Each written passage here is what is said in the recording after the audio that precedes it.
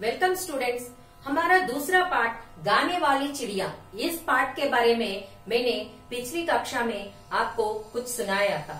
उस पार्ट में मैंने क्या कहा था, हमारे समाज में किसान व मजदूरों का महत्वपूर्ण स्थान है।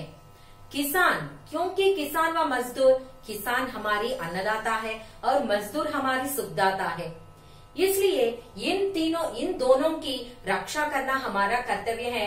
इन दोनों के प्रति हम स्नेह से रहना चाहिए, श्रद्धा से रखनी चाहिए, आदर भाव से रखनी चाहिए, सहानुभूति से रखना चाहिए, प्रेम से रहना चाहिए। ये सारे भाव इनके प्रति हम रखना चाहिए, क्योंकि वे हमारे सुखदाता है और अन्नदाता है। और ऐसे ही हमारे समाज में पशु पक्षियों को भी संरक्षण करना चाहिए। हमारी प्रकृति में कई चीज है, जैसे पानी है, हवा है, पहाड़ है, ये सारी चीज है, पेड़ है, फूल है, ये सब है। इन सारी चीजों को भी हम रक्षा करनी चाहिए, पशु पक्षियों का रक्षण करना चाहिए हम। ऐसे इस पार्ट में मैंने कहा था, हमारे पार्ट में। अब यहाँ देखिए, इस गाने वाली चिड़िया, इस पार्ट में एक चिड़िया है। इसके बारे में मैंने क्या कहा था, एक राजा था और उस राजा का एक सुंदर महल था और उस महल पर उसका बहुत गर्व था।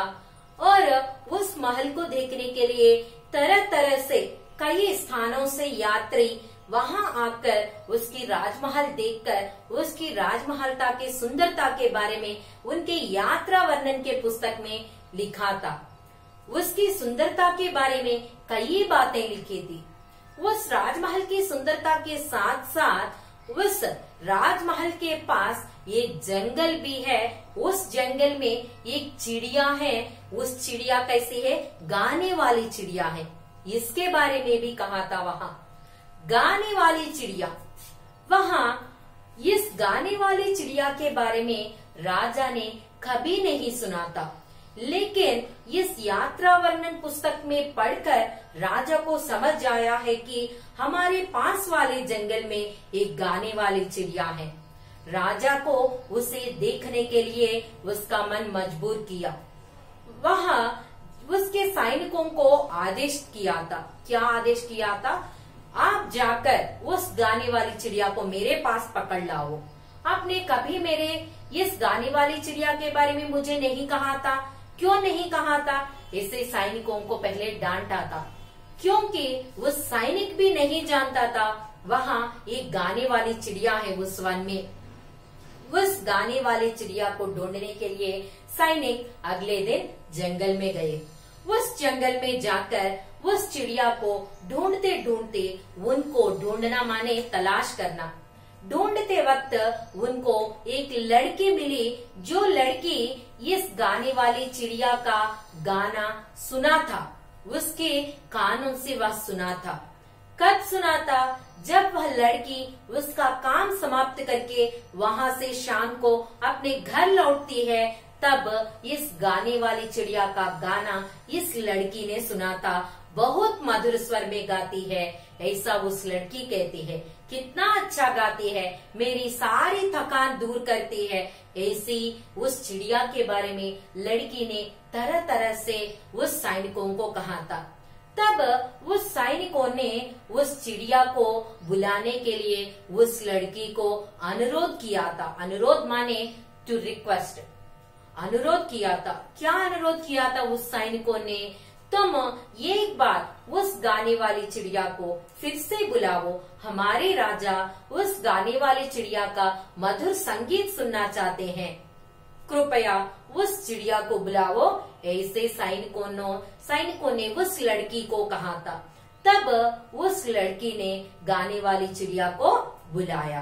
तब वहां उस गाने वाली चिड़िया वहां आई थी और उस चिड़िया से कहा था उस लड़की ने, हमारी राजा तुम्हारे मधुर संगीत गाना सुनना चाहते हैं, तुम एक बार उनके सामने तुम्हारा गाना सुनाओगे?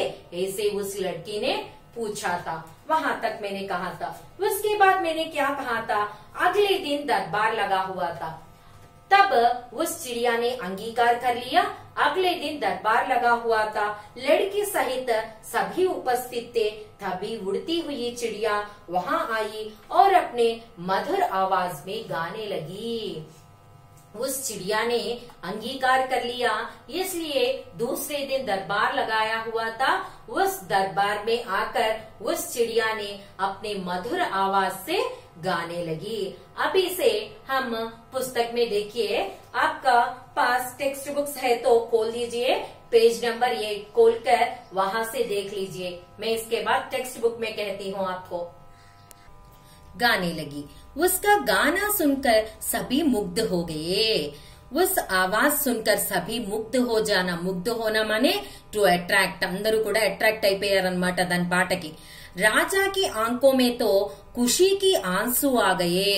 खुशी की आंसू, खुशी से भी आंसू आ जाती है, जब हम दुख में होते तो तभी भी आंसू आ जाती है हमारे आंखों से। आंसू माने क्या है? కళ్ళలోంచి నీళ్లు రావటం అన్నమాట, ఆనంద బాష్పాలు వచ్చినాయి। वे बोले, वे माने कौन यहाँ? राजा। किससे बोले? उस चिड़िया से बोले। क्या बोले? प्यारी चिड़िया, तुम यही हमारे पास रहो, जो तुम मांगोगी वह तुम्हें मिलेगा।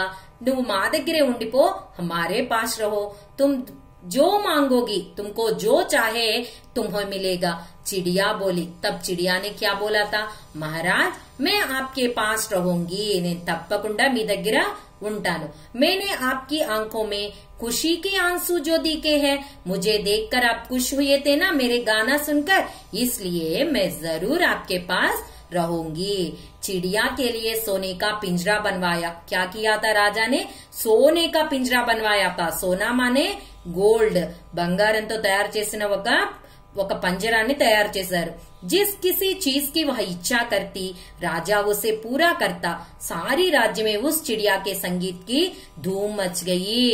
धूम मच गई माने అక్కడంతా సరౌండింగ్స్ లో అంతా బాగా మారుమ్రోగిపోవటం అన్నమాట।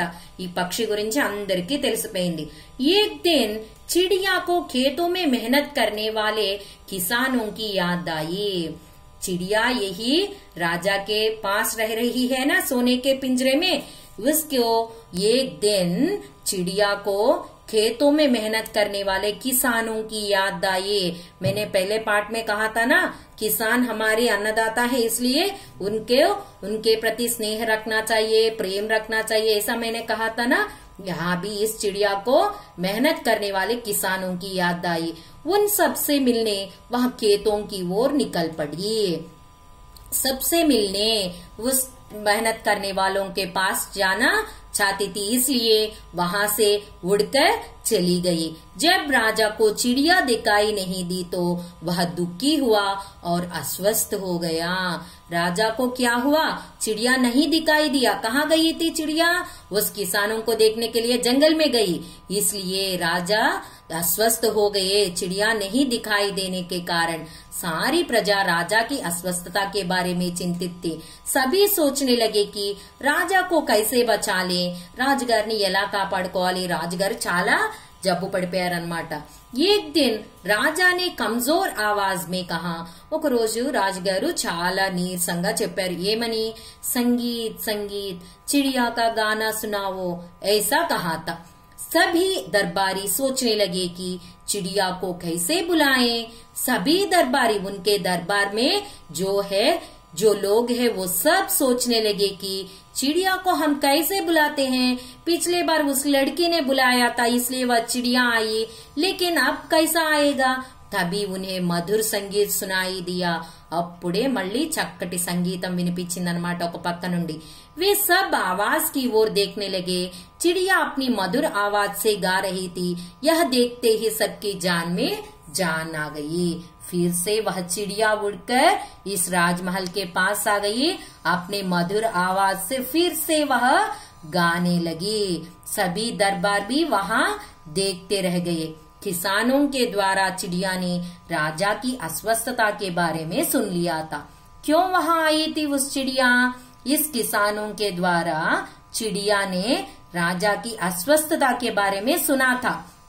రాజుగారికి బాలేదు అన్న విషయము ఈ చిడియా రైతుల ద్వారా విన్నదనమాట. అందుకు తురంత్ వహ రాజాకు అప్నా సంగీత్ సునాని ఆ పహుంచి, వెంటనే రాజుగారికి సంగీతం వినిపించడానికి వచ్చింది. జైసే జైసే వహ గానా గాతి వైసే వైసే రాజాకి అస్వస్థత దూర్ హోతీ. చక్కగా పాడుతున్న కొద్దికి రాజుగారి అనారోగ్యమంతా దూరమైపోయింది.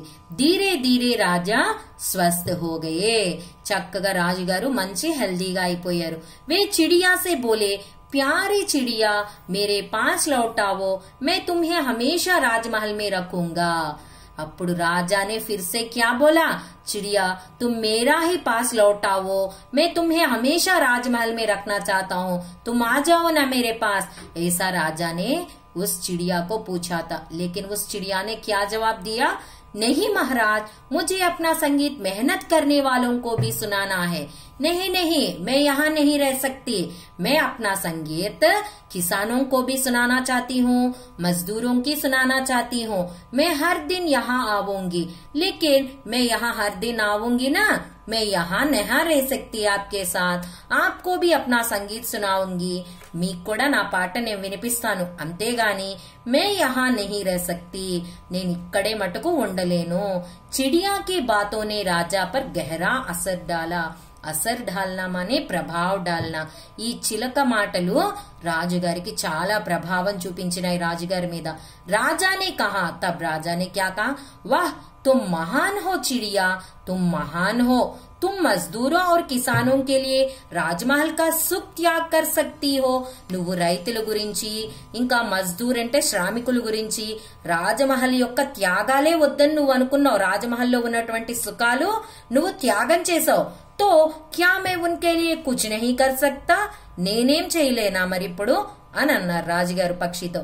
चिड़िया बोली. तब चिड़िया ने क्या बोली, क्यों नहीं महाराज, मजदूरों और किसानों के बारे में सोचना और उनकी सहायता करना हमारा कर्तव्य है. అది మన యొక్క కర్తవ్యం. రైతుల గురించి మజ్దూర్ శ్రామికుల గురించి ఆలోచించటం అనేది మన యొక్క కర్తవ్యం. వాళ్ళకి సహాయం చేయటం అనేది మన యొక్క కర్తవ్యం. క్యూంకి ఎందుకంటే వే హమారే సుఖదాతా హే और అన్నదాత హే, వాళ్ళు మనకి సుఖాన్ని కలుగజేసేవారు, ఇంకా అన్నదాత కూడా అని చెప్పిందనమాట. सुना था ना आपने, राजमहल में आकर उस राजा को गाना सुनाने के लिए उस राजमहल में आया था उस चिड़िया ने. वही रखने के लिए राजा ने भी अनुरोध किया था. वही रहा चिड़िया ने. लेकिन चिड़िया को एक दिन उस किसानों की याद आई. एक दिन उस किसानों को देखने के लिए चिड़िया वहाँ राजमहल से चली गई. उस चली जाने की बात सुनकर राजा अस्वस्थ हो गए. इस अस्वस्थता पर चिंतित सैनिक और उसके दरबारी भी बहुत घबराए हैं. उस चिड़िया को हम कैसे ला सकते हैं. लेकिन इस राजा अपने मन में यही आलोचना थी कि वह उस चिड़िया की गाना सुनना चाहते हैं. उसकी मनोवांछा है इस चिड़िया की गाना सुनना. लेकिन इस चिड़िया यहाँ नहीं आया. लेकिन कुछ दिनों के बाद वह चिड़िया फिर से उस राजमहल के पास आई. राजमहल के पास आकर उस चिड़िया अपना मधुर संगीत सुनाने लगी. तब इस राजा का अस्वस्थ दूर हो गई और स्वस्थ हो गया. तब राजा ने फिर से उस चिड़िया को अनुरोध किया था.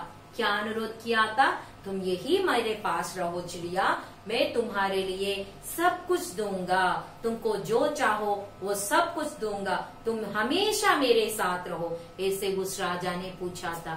लेकिन उस चिड़िया ने क्या कहा, नहीं महाराज, मैं यहाँ नहीं रह सकती, क्योंकि मैं मेरे गाना किसानों और मजदूरों को भी सुनाना चाहता हूँ. क्योंकि वे हमारे अन्नदाता हैं, वे हमारे सुखदाता हैं. उनके थकान दूर करने के लिए मैं उनको मेरी गाना सुनाना चाहती हूँ. लेकिन एक बात, मैं अवश्य हर दिन आपके पास आऊंगी, मेरा संगीत आपको सुनाऊंगी. आपको अंगीकार है. ऐसे उस चिड़िया ने कहा था. तब राजा ने क्या, उसके मन में क्या विचार आया था, यह चिड़िया अच्छी सोच रही है, इसलिए मैं भी इस चिड़िया की तरह करना चाहता हूँ. तब उस राजा ने चिड़िया से क्या पूछा था, तुम एक चिड़िया, एक पक्षी होकर ऐसे सब कुछ कर रही हो, क्या हम नहीं कर सकते? तब चिड़िया ने क्या कहा, क्यों नहीं महाराज, आप भी कर सकते हैं। आप भी किसानों के बारे में सोचो, उनके प्रति स्नेह भाव रखो, प्रेम भाव रखो। ऐसे उस चिड़िया ने राजा को अपना सीख ली। यह कहानी आपको पसंद आया है, ये मैं समझती हूँ। और नेक्स्ट क्लास में मैं तीसरा पार्ट लेकर आपके सामने आऊंगी। धन्यवाद तब तक।